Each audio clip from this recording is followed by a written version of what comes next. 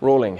Whether we're doing forward rolls, backward rolls, dive rolls, somersaults, or any type of roll, we're really just learning how to fall. So it doesn't need to be crazy, it doesn't need to be aggressive, but we do need to learn how to meet the ground without a lot of impact. And that's all gonna start with a really nice exercise called a tuck roll.